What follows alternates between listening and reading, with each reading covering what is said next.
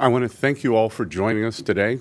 I am here in greater Minneapolis, St. Paul, and I am optimistic that we are going to put an end to this waste, fraud, and abuse, that we are going to have recoveries for the American people, and that we are going to hold people accountable, set an example, and make sure that federal aid gets to the people it was intended for and not to these fraudsters. Minneapolis and St. Paul, like many communities, has suffered for years from the egregious negligence of the radical left's rule. President Trump is committed to restoring accountability to put Minnesota back on the right track. Under President Trump's leadership, the entire administration is focused on delivering results for the American people. Our citizens have a right to know that their tax dollars are not being diverted to fund acts of global terror or to fund luxury cars for fraudsters.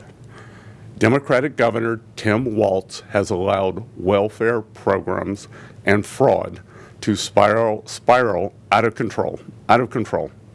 Billions of dollars intended for hungry children, housing for disabled seniors, and services for children with special needs were diverted to people who cheated the system, some of whom are not even American citizens. At Treasury, we are thoroughly investigating the fraud, including funds sent to Somalia through money service businesses which provide financial services outside of a formal bank. These funds could have potentially been diverted to the terrorist organization Al-Shabaab. We have traced where the money went and are examining it. Treasury's Financial Crimes Enforcement Network, known as FinCEN, along with the IRS, are leading our investigation to examine whether financial institutions have complied with their legal obligations under the Bank Secrecy Act and Treasury's regulations. These requirements are designed to detect money laundering and other illicit activity, counter the financing of terrorism, and safeguard the United States financial system from abuse. Earlier this morning, I met with several financial institutions and made clear we must do more to safeguard our nation from waste, fraud, and abuse. The time has come for accountability. President Trump wants accountability. I want accountability, the American people want accountability, and they will get accountability. That is why I'm announcing several initiatives Treasury is taking to target fraud here in Minnesota.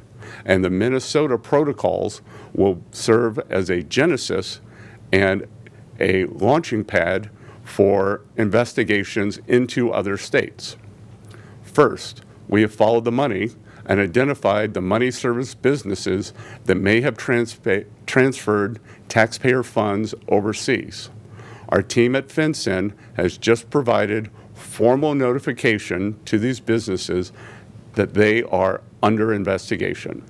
These businesses had an obligation to comply with anti-money laundering laws, and they will be held responsible for any crimes they committed. FinCEN has also issued a geographic targeting order for Hennepin and Ramsey counties that require banks and money transmitters to report additional information about funds transferred outside of the United States. This will put a microscope on these businesses, advance prosecutions, and assist in the recovery of funds laundered internationally. Fraudsters in Minnesota stole at least $300 million meant for children in need, and we must prevent fraud of this scale from occurring in the future. Accordingly, FinCEN today issued an alert to financial institutions that will help them identify and report specific warning signs of fraud in federal child nutrition programs. Fraud must be stamped out early, and this alert will help law enforcement do just that. Our investigators at IRS-CI have played a critical role in uncovering fraud, and the role of the IRS in these investigations will continue. I am pleased to announce that IRS Civil Enforcement is auditing financial institutions that facilitated the laundering of Minnesota funds, in addition to helping support criminal and civil enforcement efforts. The IRS will also soon announce the formation of a task force to investigate any fraud and abuse involving pandemic-era tax incentives and misuse of 501c3 tax-exempt status by entities implicated in the Minnesota-based social services fraud schemes. We are committed to preventing fraud and fraudulent nonprofits from taking advantage of the American taxpayer. Lastly, Treasury is providing training to Minnesota law enforcement on how to utilize financial data, such as suspicious activity reports, to better combat these fraud schemes. We will not let the incompetence and recalcitrance of Governor Walz stop law enforcement from holding these perpetrators accountable. President Trump is dedicated to ensuring honest Minnesotans are not cheated and their hard-earned tax dollars are not being abused. Treasury will deploy all tools to bring an end to this egregious, unchecked fraud and hold perpetrators to account. We look forward to sharing our findings and keeping you all updated.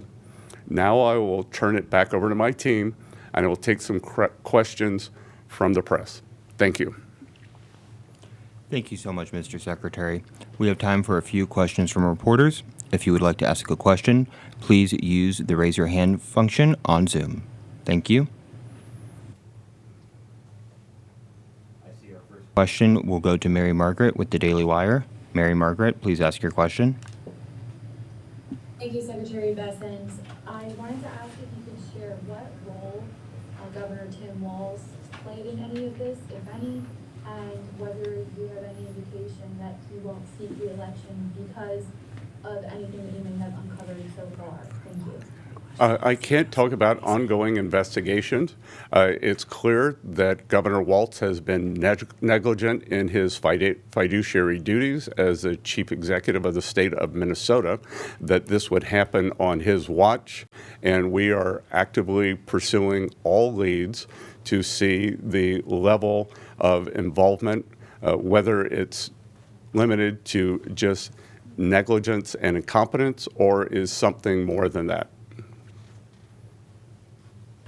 Thank you. I see Fatima with the Associated Press has a question. Fatima, please ask your question.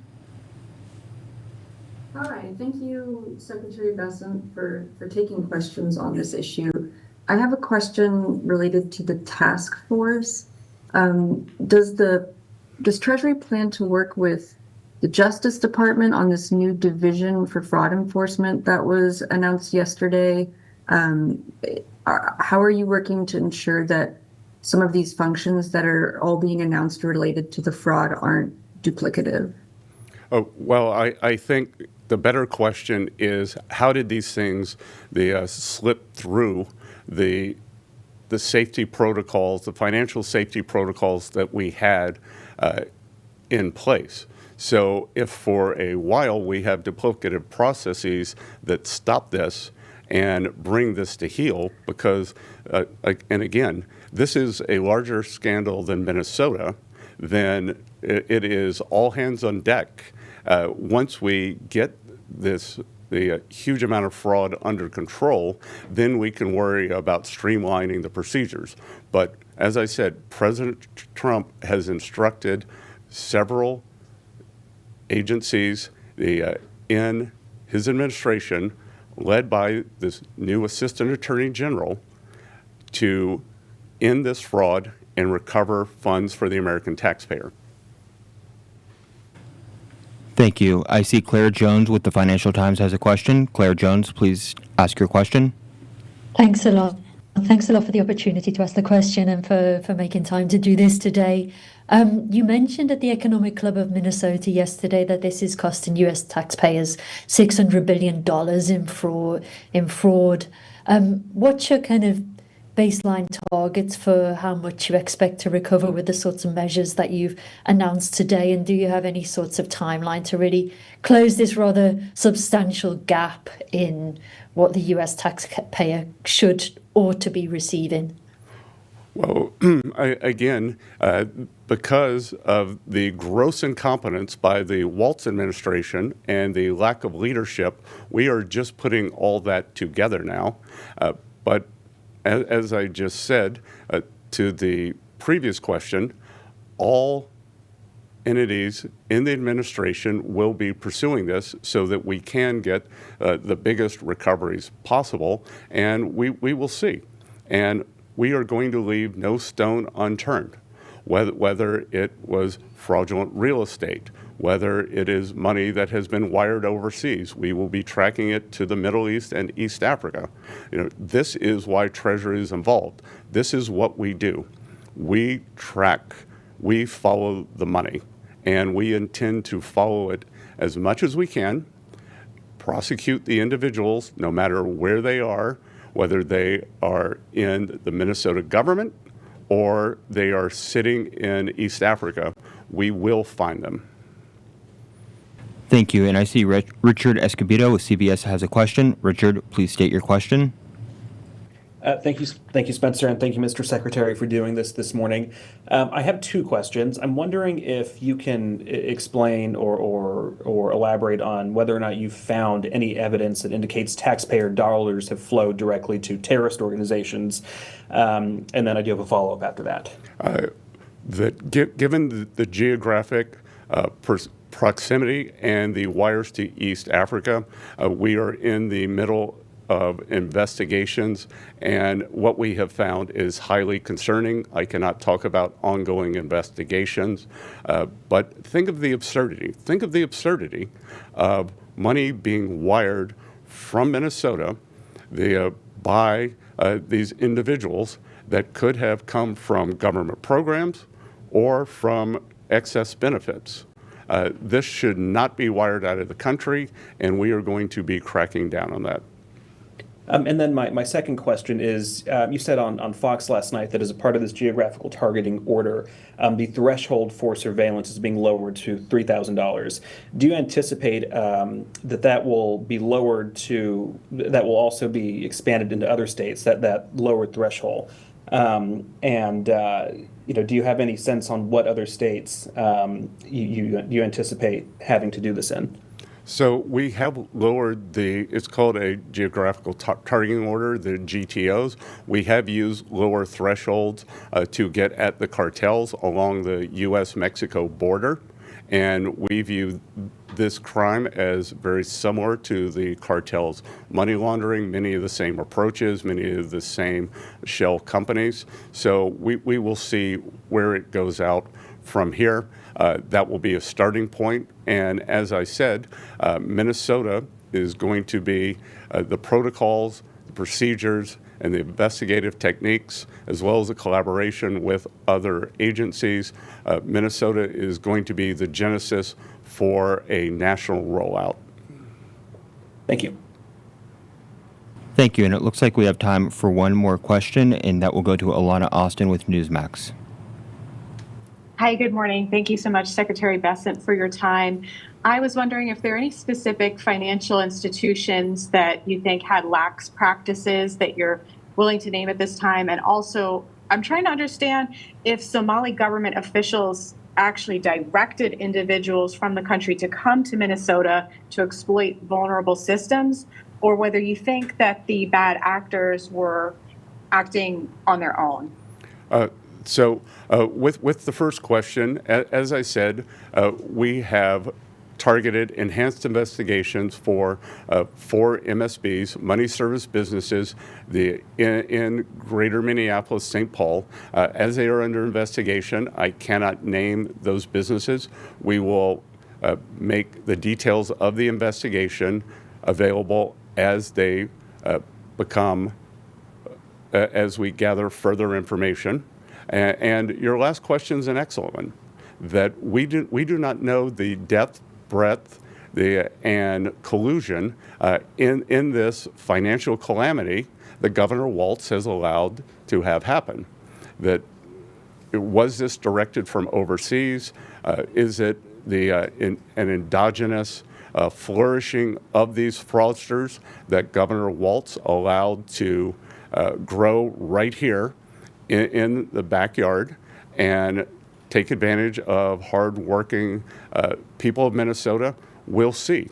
So we are going to track this everywhere from top to bottom, and we will get to the bottom of it. And as we have more details, we will make those available.